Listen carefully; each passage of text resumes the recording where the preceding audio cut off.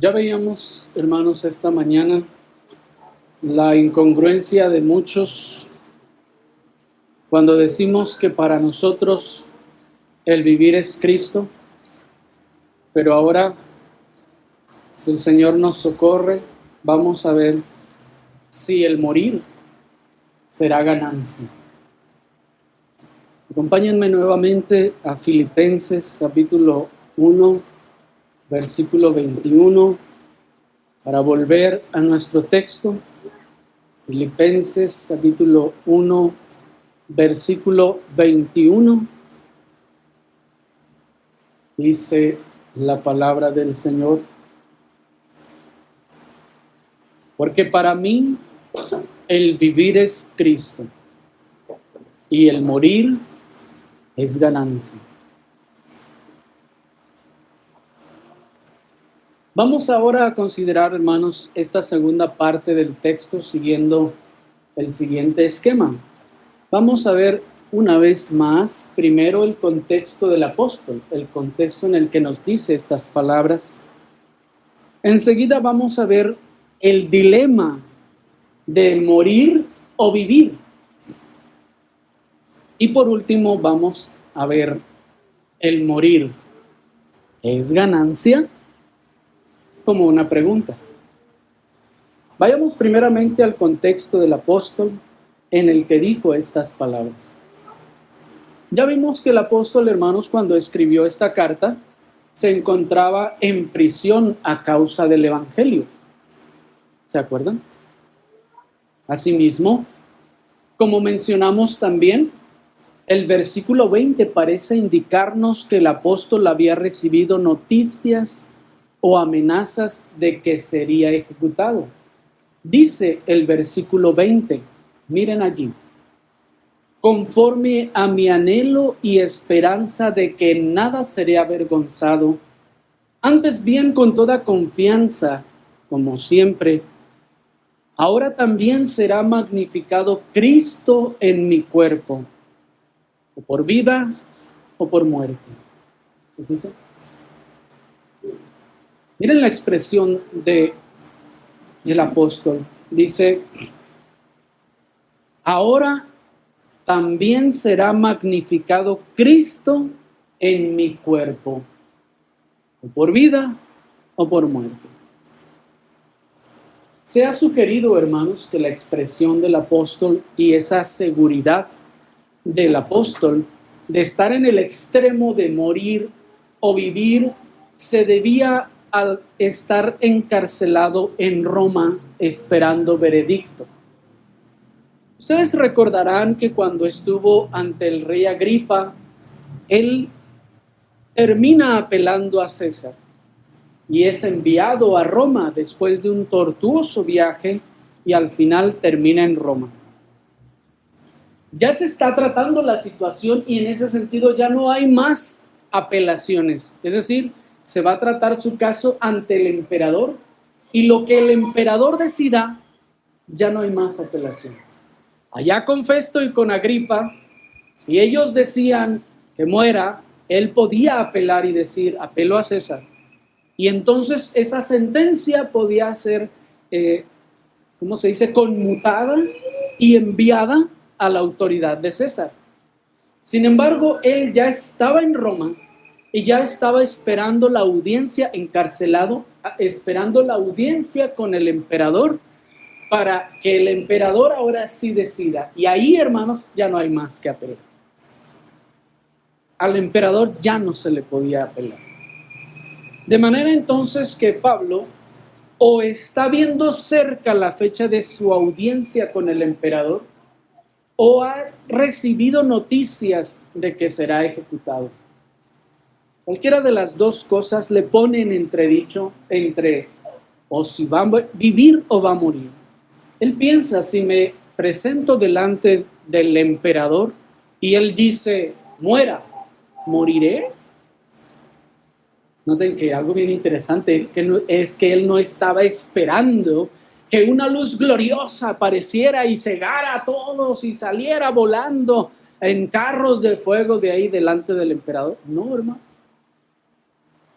Ya veíamos que él está consciente de que ha sido puesto allí por la providencia y propósito de Dios, y que ese encarcelamiento está glorificando a Dios y que está siendo también en beneficio del reino de Dios, porque saben ustedes, hermanos, es en este encarcelamiento donde el apóstol escribe la carta a los filipenses, la carta a los colosenses y la carta a Filemón. Entonces, imagínense cómo es la providencia del Señor, ¿no? El Señor le introduce en la cárcel el mundo, o nosotros tal vez hubiéramos pensado, y no, ya se detuvo el avance del evangelio, pero no, hermanos, ese era el plan de Dios, porque el Señor quería recluir a Pablo en ese sentido, digamos, tranquilizarlo, apaciguarlo, para que en la calma de la prisión escribiera las cartas que ahora nos son de beneficio a nosotros también. Qué impresionante, ¿no les parece? Qué impresionante es eso. Nosotros estamos recibiendo el beneficio de su encarcelamiento. Qué cosa tan gloriosa es eso, hermanos. Esto para que aprendamos a dejar de ver las aflicciones y las situaciones difíciles, la estrechez, la pobreza y la dificultad como algo que no sea bueno. No, hermanos. No decimos que el Señor está en control de nuestras vidas. Así que pues ya no hay más apelaciones y ya no hay más oportunidades para el apóstol. El emperador mismo habrá de decidir su suerte. Pero él está sinceramente dispuesto a lo que sea, a vivir o a morir. Miren la confianza del apóstol, hermanos, que independientemente de lo que suceda, dice, Cristo será magnificado en lo que ocurra conmigo. Él no teme. Por eso, si vivo, el Señor será magnificado. Si César dice, mátenlo, el Señor será magnificado. Impresionante, hermanos, que nosotros también pudiéramos aprender a mirar las cosas en las que somos introducidos. Estamos esperando los resultados de los exámenes de laboratorio que nos hicieron y ahí estamos cruzando los dedos, que no sé nada, no, que no me vayan a detectar cáncer, que no me vayan a esto. Pero hermanos, miren al apóstol.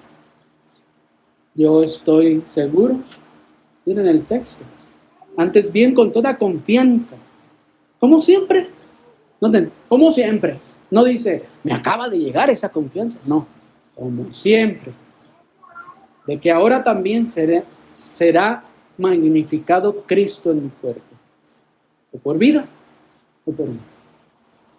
Cristo entonces será magnificado en su cuerpo, si usted es cristiano, o por vida, o por muerte, o por salud, o por enfermedad, o por riqueza, o por pobreza, o por abundancia, o por estrechez. El Señor se magnificará. Así es, hermanos. A pesar de lo difícil que pueda sonar para nuestra carne, ¿no nos falta a nosotros esa confianza del apóstol? Que sea cual sea la situación que se venga, el Señor se glorificará en nosotros. Que independientemente de lo que ocurra a nuestro cuerpo, mientras no sea que hagamos mal uso de él, Cristo será magnificado en nuestro cuerpo. Sea para salud, sea para enfermedad, sea para buen funcionamiento de nuestro cuerpo o sea para mal funcionamiento, el Señor se va a glorificar. Y es aquí entonces en donde se encuentra el dilema en el que se encontraba el apóstol. Vayamos entonces a ver en segundo lugar el dilema del apóstol. Hermanos, no hay cosa en esta vida a la que el hombre natural tema más que a la muerte. Todas las preocupaciones y amenazas palidecen a la sombra de ella. Todo lo que el hombre tuviere, dará por su vida, observó el mismo Satanás. No hay entre los hijos de los hombres quien no tema a la muerte.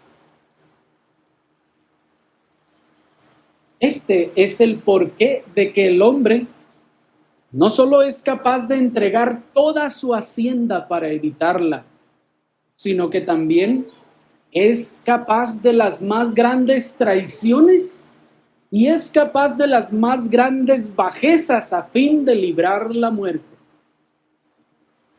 La razón también de sus grandes lamentos cuando el cuerpo se conduce hacia la sepultura. ¿Por qué? Porque el hombre por naturaleza teme a la muerte. Es por ello también que se considera entre los hijos de los hombres un acto de heroísmo sorprendente que el hombre pueda sobreponerse al temor de la muerte y enfrentarla por causas nobles. Se considera un acto de heroísmo. Incluso en la Escritura, hermanos, el temor a la muerte es algo tan natural en el hombre caído que la Escritura lo cataloga como una esclavitud. Acompáñenme a Hebreos capítulo 2, versículo 15. Hebreos capítulo 2, versículo 15. Nos muestra la Escritura que en ese sentido el temor a la muerte es una esclavitud. Dice Hebreos 2:15. Librar a todos los que por el temor de la muerte estaban durante toda la vida sujetos a servidumbre. Este temor, hermanos, a la muerte no es un temor aprendido. No aprendemos a temer a la muerte y tampoco es un temor voluntario, sino que todos los seres humanos son sujetos al temor a la muerte. Miren, hermanos, porque este es un asunto que domina al ser humano, por eso el texto le llama sujetos, servidumbre o esclavitud. Entonces, el ser humano entonces ha sido atado y sujetado al temor a la muerte. Pero noten que nuestro texto también nos está diciendo que hay una liberación de esa esclavitud. Y esa liberación está en base, hermanos, a la obra de Cristo, la obra salvadora. Pues por eso el texto comienza diciéndonos, y librar a todos los que por el temor de la muerte, ¿se fijan? Observen entonces que también el texto nos dice que el hombre puede ser librado y es librado del temor de la muerte a través, en este caso, de la valoración, de la contemplación fascinada y valoración de la persona de Cristo nuestro Salvador. ¿Cómo es que el hombre es librado del temor a morir? Cuando el hombre puede mirar a Cristo, cuando puede contemplarle en esa contemplación fascinada y valorar la persona de Cristo, su glorioso Salvador. El poder de la gracia de la fe, cimentada en la inmutable promesa de la salvación eterna en Cristo, y el gozo perpetuo de poder morar con Cristo, su más glorioso deleite, rompen desmenuzando las cadenas de la servidumbre al temor a la muerte y dejan en completa libertad a los beneficiarios de la salvación en Cristo. Espero me hayan seguido en este razonamiento. Dice en ese sentido el ministro puritano David Clarkson, cito: donde está este excelente conocimiento, allí Cristo es exaltado como el mayor de 10,000, como la máxima excelencia, como la más rica ventaja, como el más dulce disfrute, como la única belleza incomparable, como el objeto más glorioso. Y sigue diciendo: Cristo eclipsa todo en el juicio de aquellos donde brilla este excelente conocimiento. La mayor gloria del mundo no es más que una luciérnaga comparada con el sol del resplandor del mediodía. La excelencia más selecta parece vil cuando Cristo aparece. La principal ganancia del mundo es pérdida cuando se gana a Cristo. El tesoro más rico es estiércol cuando Cristo se muestra en las riquezas, o cuando se muestran las riquezas de Cristo. El logro más estimado es vil cuando aparece la preciosidad de Cristo. Noten entonces, cuando Cristo aparece, dice el puritano, y es contemplado y se puede apreciar esa gloria y esa belleza, entonces la razón, vamos a decirlo así, la razón del hombre es trastornada y le ve como el ser más glorioso, la persona más estimada. Y siendo Cristo lo que espera para la eternidad, ¿cómo podría entonces seguir temiendo al único umbral que nos separa de tan glorioso y amado Salvador? ¿Me siguieron? ¿Cómo podría entonces temer a ese paso que nos separa de tan glorioso y amado Salvador? Dice también en ese sentido el teólogo reformador Juan Calvino: este pasaje expresa en forma asombrosa cuán miserable es la vida de los que temen a la muerte, pues deben sentirla espantosa, porque la contemplan sin Cristo, y así nada sino maldición aparece en ella. ¿De qué proviene la muerte sino de la ira de Dios contra el pecado?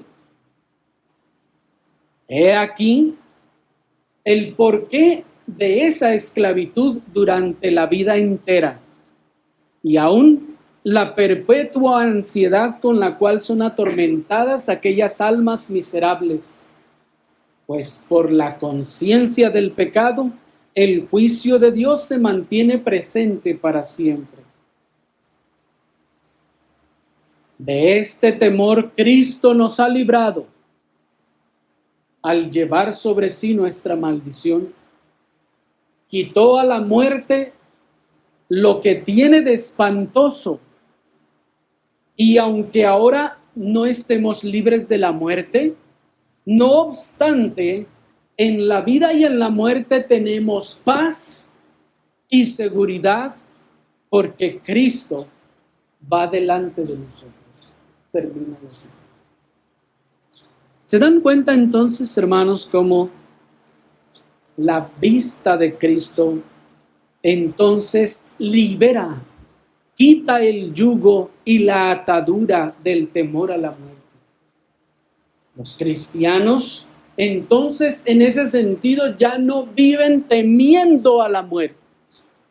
La razón por la que los creyentes de los primeros siglos estaban allí en el Coliseo romano no es porque tenían una convicción poderosa en sus mentes y ya, sino porque ellos habían visto con los ojos de la fe la gloria de la majestad, la hermosura de Cristo mismo.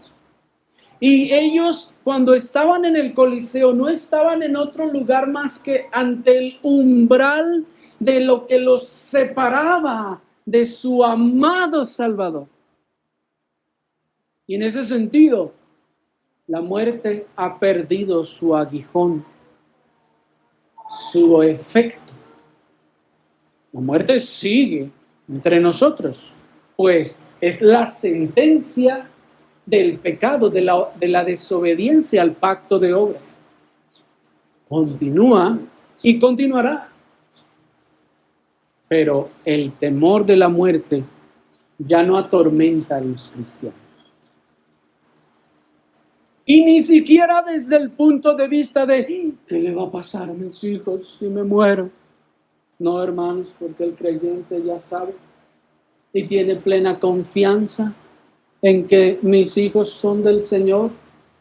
Si Él los ha de salvar, los va a salvar y Él los va a preservar aún en medio de las situaciones más complicadas y más difíciles. Él los va a rescatar y si los quiere usar, los va a usar.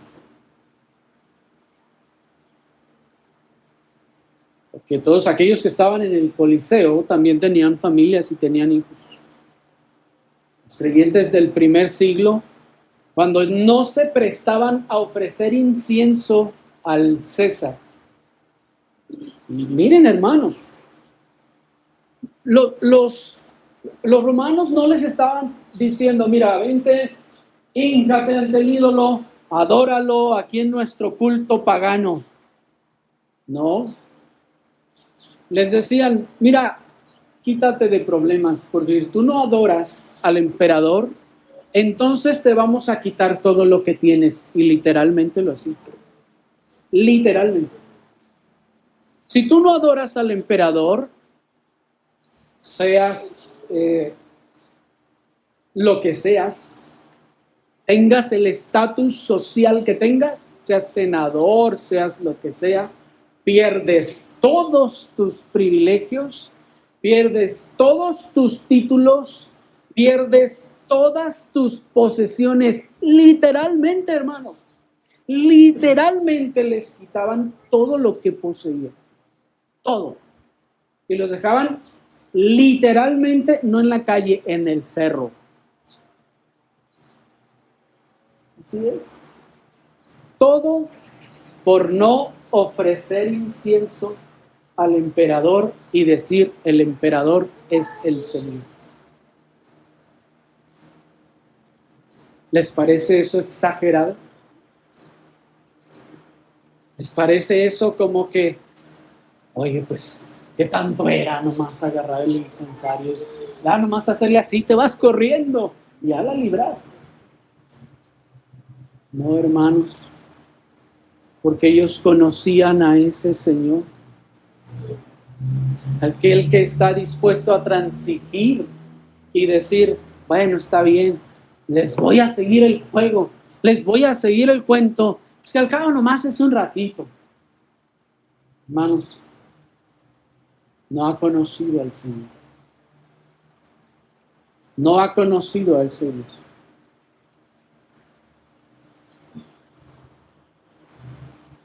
Y es aquí entonces donde el creyente, al enfrentarse aún a la pérdida de todo y a la misma muerte, él dice, para mí, disfrutar de todo lo que tenía, lo disfrutaba en Cristo. Si dejo de disfrutarlo ahora, lo dejaré de disfrutar en Cristo. Porque viviré en Cristo tanto con o sin. Y si aún este obedecer a Cristo me lleva a la muerte, para mí será una ganancia. Y ahí estaba el dilema entonces del apóstol. Si volvemos a Filipenses 1:22, nos dice el texto. Filipenses 1:22. Mas si el vivir en la carne resulta para mí en beneficio de la obra, no sé entonces qué escoger. Porque de ambas cosas estoy puesto en estrecho, teniendo deseo de partir y estar con Cristo, lo cual es muchísimo mejor. Pero quedar en la carne es más necesario por causa de vosotros. Noten entonces que ahí está el dilema. Dice el apóstol, la verdad es que yo quisiera estar ya con Cristo. Pero también quisiera quedarme para poder trabajar entre ustedes, porque les seré necesario estar entre vosotros. Noten entonces que la razón para quedarse en este mundo no es para seguir gozando de la vida, ¿se fijan? Porque cuando el incrédulo resiste a la muerte y hace lo que sea para no morir, entrega toda su hacienda y todo su dinero y todo lo que tiene a fin de no morir, no solo es porque sabe que no tiene esperanza del otro lado de la eternidad, sino porque quiere seguir aquí en esta vida. Y la verdad es que en cierto sentido tiene razón, porque esta vida es todo lo que tiene. Porque esta vida será el único lugar en donde recibirá algo bueno. Pues cuando cruce el lindero de la muerte, no recibirá entonces absolutamente nada bueno por toda la eternidad. ¿Me están siguiendo? Por eso no quiere desprenderse de esta vida, porque en alguna forma en la conciencia el Señor le puso que si va a haber algo bueno para ti que no te has arrepentido, está aquí. Se aferra a la vida, porque es lo único que le queda. Y es la única fuente de bien que tiene. Pero el apóstol no ha abandonado su temor porque, es decir, no se quiere quedar más bien a vivir en esta tierra, no porque él diga, la verdad es que voy a extrañar los tacos. No, hermanos, no es porque él quiere disfrutar o seguir disfrutando de la vida. No, es para seguir sirviendo incansablemente para el beneficio del reino de Dios, la iglesia. Miren qué cosa tan interesante es esa. Él no se quiere ir, pero no porque quiere todavía gozar un rato, sino porque hay mucho que hacer aquí en beneficio de la obra de Dios.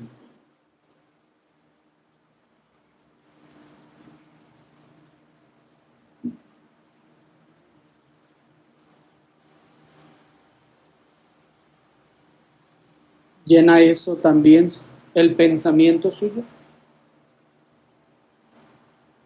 ¿Han pensado ustedes en la muerte? Tal vez alguno de ustedes ya se siente más cerca de ella, o como se dice coloquialmente, más para allá que para acá. ¿Se han puesto a pensar en la muerte? ¿O es bueno hacerlo? El mundo dice que no, La psicología y el mundo, no, rechaza ese pensamiento. No, hermanos, es algo hermoso pensar en la muerte. ¿Sí? Para el cristiano verdadero es algo que contempla con tranquilidad, con serenidad y paz en Cristo. Él piensa y dice, Cuando yo muera, podré estar con mi Señor. Eso es algo bueno, pero mi pregunta es enseguida entonces, pero ahora que está aquí, que todavía está aquí, ¿para qué está aquí? ¿Qué está haciendo aquí? ¿Por qué sigue aquí? ¿Por qué no se lo ha llevado ya el Señor?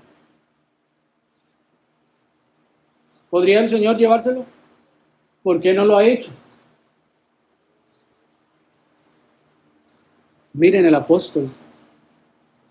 La razón para quedarse aquí y seguir viviendo no es porque quiere ver a sus nietos. En este caso el apóstol no los tenía. No es porque quiere ver su generación, no es porque quiere ver todos sus planes concretados, no es porque quiere seguir teniendo los deleites de la vida, no, es porque él dice, si yo estoy aquí es porque tengo una labor en Cristo, en beneficio del reino de Dios. Esa es la mentalidad que debe dominar la vida de los cristianos. Si estoy aquí, es porque el Señor me tiene aquí con el propósito de que yo sea de beneficio para su reino. Si no, entonces, ¿qué estoy haciendo aquí? ¿Están siguiendo?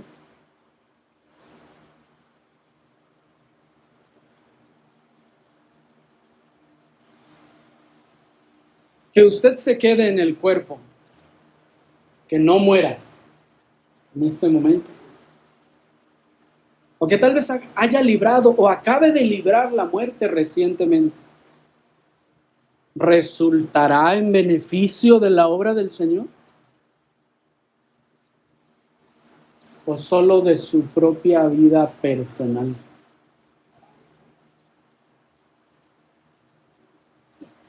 Porque ahí es donde está el dilema de la apóstol.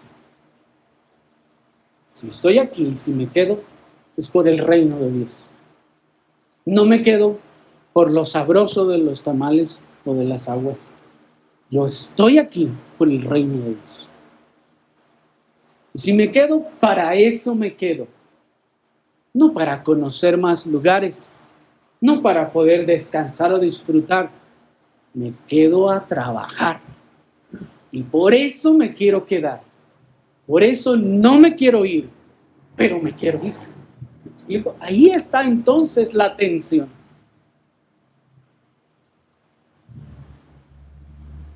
Tal vez usted pueda pensar, pues bueno, sí, no he sido tan útil a la obra del Señor como quisiera. Pero por eso mejor prefiero estar con Cristo. Ya que no soy de mucha utilidad aquí, pues mejor el morir es ganancia para mí. ¿Será esto así? Y aquí es donde quiero pasar a mi tercer y último punto. ¿El morir de verdad es ganancia para usted? Lo primero que debes saber es que para poder apropiarnos de las últimas palabras del versículo, es decir, el morir es ganancia para mí, sin correr el peligro de muerte eterna, es necesario que primero podamos decir que hemos vivido a la luz de las primeras palabras. ¿Me siguieron? Imagínense, yo no he vivido a la luz de que para mí el vivir sea Cristo, pero sí puedo decir, para mí el morir es ganancia. No he hecho nada por el reino de Dios, no he participado en nada, no he ayudado en nada, pero yo sé que para mí el morir será ganancia. A ver, espérame, ¿no hay algo incongruente ahí en las palabras del apóstol? Él dice, porque para mí el vivir es Cristo y el morir es ganancia. Es decir, la razón por la que también es ganancia para mí la muerte es porque he vivido en Cristo Y al haberlo hecho se puede manifestar en mi vida las marcas del poder de Dios obrando verdadera y genuinamente en mi vida.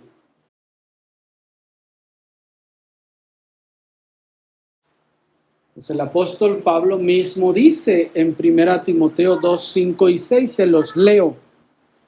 Y también el que lucha como atleta no es coronado, sino lucha legítimamente. El labrador, para participar de los frutos, debe trabajar primero. Miren el principio de causa. Es decir, el principio de causa y efecto en el dilema del apóstol. He trabajado y entonces sé que para mí el morir es Cristo. ¿Me explico? Dado que he vivido para Cristo, entonces sé que estaré con Cristo. Porque si esto no es así, ¿será la muerte una ganancia? Se le cuenta como ganancia al jugador que fue sacado del partido porque no corría ni hacía nada en beneficio del equipo durante el tiempo que estuvo en el juego. Imagínenlo, ahí en el partido y lo sacaron porque nomás no hacía nada. ¿Han visto esos jugadores, verdad? Y nomás ya ni corren ni hacen nada, se les van todas. ¿Qué hacen? Y el sacarlo es una honra. Lo sacan honrosamente o por razones honrosas. ¿No saldrá más bien por misericordia para que no se siga avergonzando a sí mismo ahí? Pero el peligro aquí radica en el hecho de que si tu vivir no ha sido en Cristo, ¿cómo sabes que tu morir será ganancia? Si tu vivir no ha sido en Cristo, ¿cómo sabes que tu morir será ganancia? ¿De dónde sale esa seguridad? Cuando no hay la contraparte, la causa que la respalda, el efecto del poder de Cristo en el corazón. Imaginen que cierto protestante viene a la iglesia cuando puede, obedece solo en lo que le parece bien, lo que no le parece bien no lo obedece, ¿no? Eso no lo quiere obedecer. Tiene por más importantes su trabajo, sus negocios, sus pasatiempos, y no está dispuesto a hacer ningún esfuerzo ni sacrificar ninguna de sus comodidades por la causa de Cristo. Olvídense de su mayordomía, hermanos. Es como los que dicen, yo me bauticé y mi cartera no se bautizó conmigo. Olvídense de su mayordomía de servicio, de tiempo y de ingresos. Y para acabarla, ese protestante agrede o golpea a su esposa en casa. Y encima de todo eso dice con gran enjundia, para mí el vivir es Cristo y el morir es ganancia. ¿Piensan ustedes que el morir les será ganancia?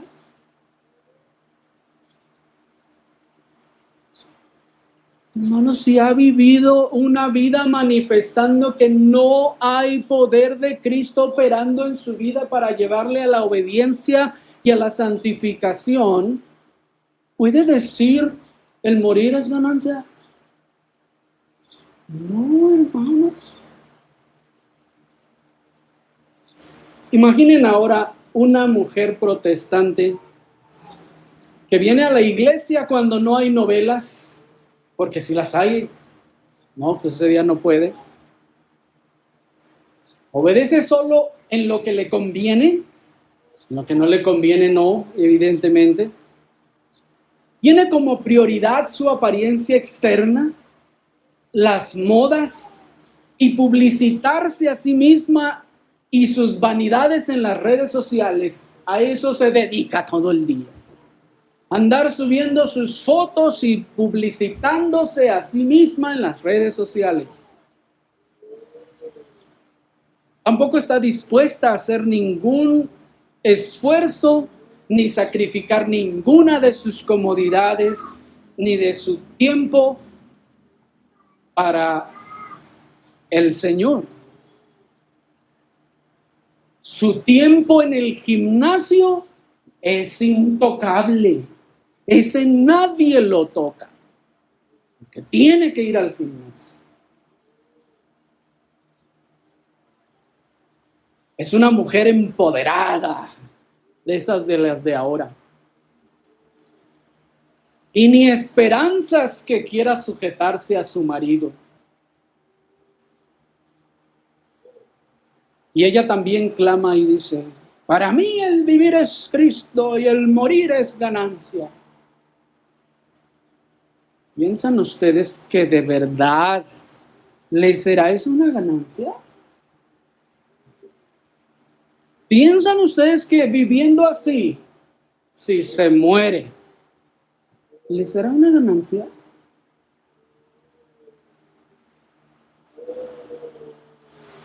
Si se ha vivido manifestando una conducta tibia o fría en la religión, es de los que les parece demasiado tiempo el que pasamos en la iglesia el domingo, de los que salen corriendo en cuanto todo se acaba, o el culto público más bien, de los que no están dispuestos a invertir su tiempo, su dinero y su esfuerzo y su vida en lo que redunda en beneficio del reino de Dios. Espera ir al cielo a hacer algo que nunca quiso hacer aquí. Espera ir al cielo a hacer algo que cuando estaba aquí le pareció una locura hacer.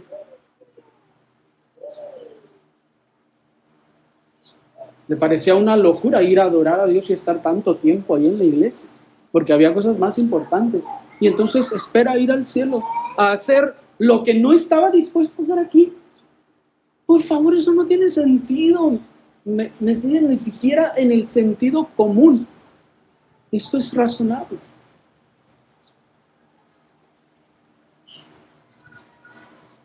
Déjenme les digo que si ustedes mueren en esa condición, todos los elementos apuntan a que eso no será una ganancia, sino lo contrario, que será una gran pérdida.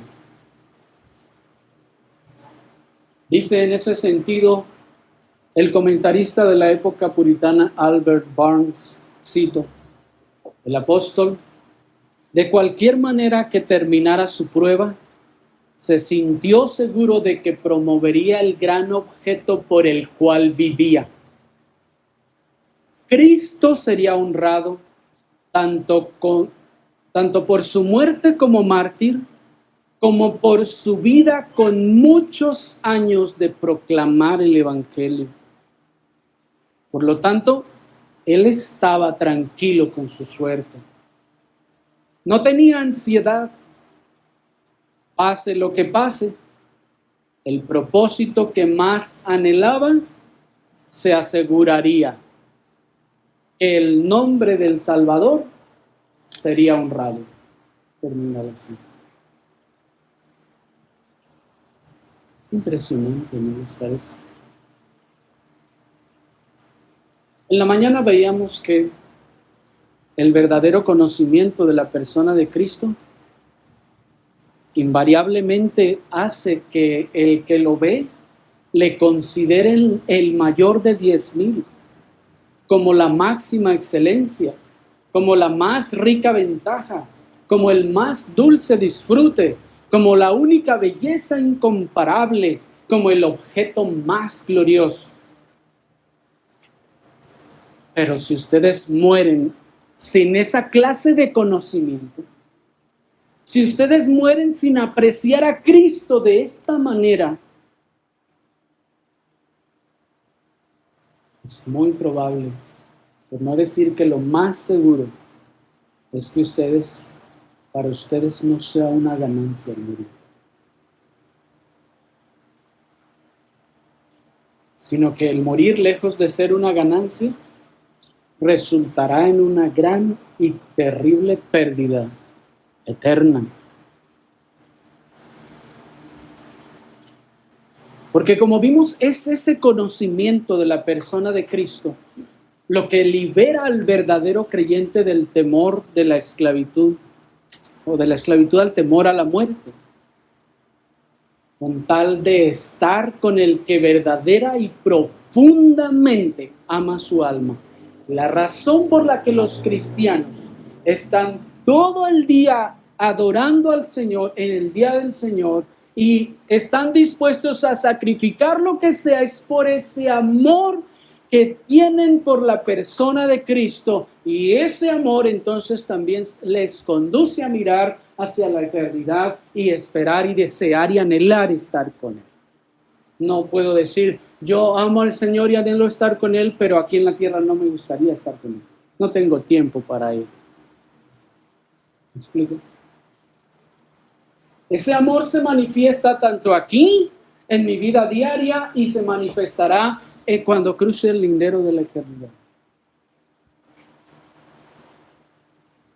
Dice el teólogo reformador Calvino: mas si alguno no puede tranquilizar su mente ante el pensamiento de la muerte, sepa que el tal ha adelantado muy poco en la fe cristiana, pues el mucho temor proviene de ignorar la gracia de Cristo y también de la incredulidad.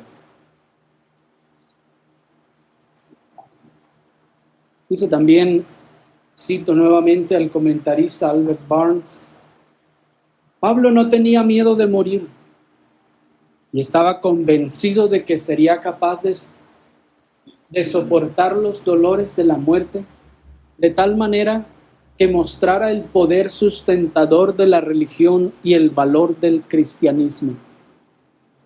Cristo es magnificado en la muerte de los cristianos cuando se ve que su evangelio les sostiene, cuando sostenidos por sus promesas se les permite tranquilamente ir al valle oscuro,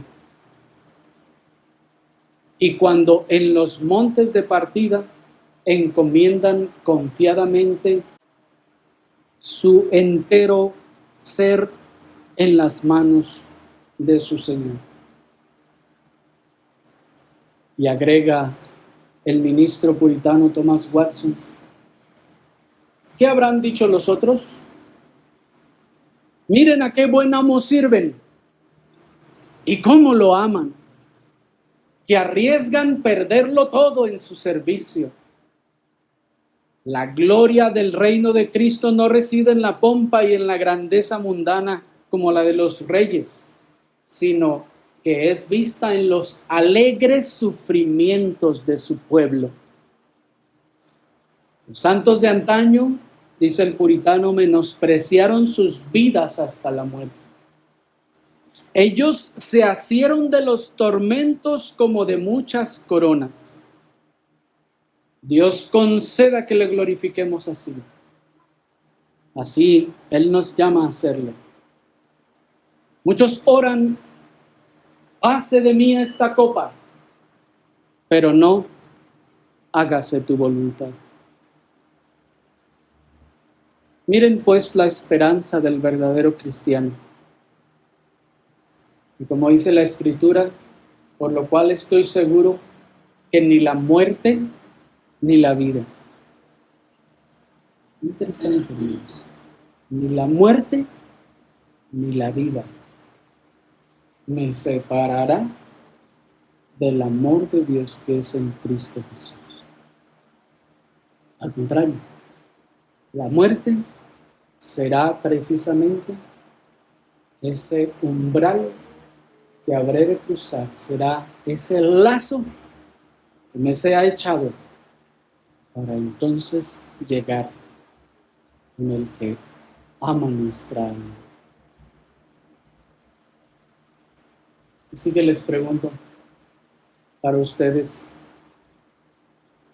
¿el morir será ganancia?